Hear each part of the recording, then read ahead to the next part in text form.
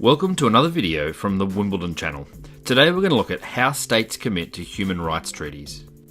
This information can be found from the Australian Human Rights Commission at www.humanrights.gov.au. There are 4 steps to this process. First up, signing international human rights treaties. Let's use Australia as an example. If we sign an international human rights treaty, we're making what's called a preliminary endorsement of the treaty. Signing does not actually create a binding legal obligation on us though. In order for that to happen, we need to ratify the International Human Rights Treaty. Ratifying an international human rights treaty is volunteering for that treaty to bind you legally. If you're going to ratify a treaty, you need to ensure that your domestic law complies or matches up with the conventions within the treaty.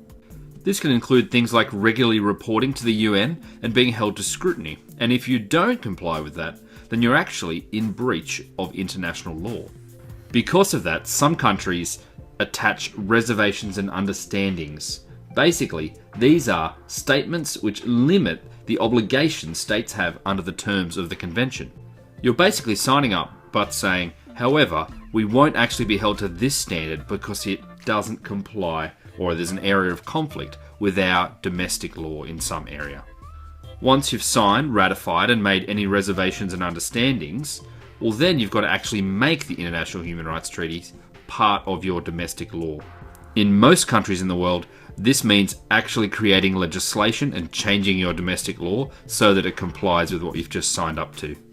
The United States is actually quite different here because their constitution states once they've ratified an international treaty, it automatically becomes federal law. That's why they're often reticent to sign these treaties. That's not the case in Australia. In Australia, you need to introduce legislation into the Parliament before these treaties are fully implemented into our domestic law. That's both federal and state sometimes. So let's go through the 4 steps of the process again.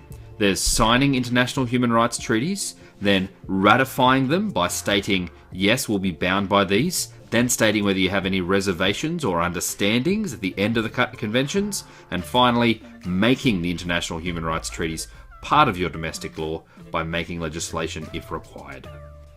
This has been another legal studies video from the Wimble-don channel. If you want to check out other videos like this, there's a whole bunch there that might help you out with your HSC and preliminary courses. Enjoy.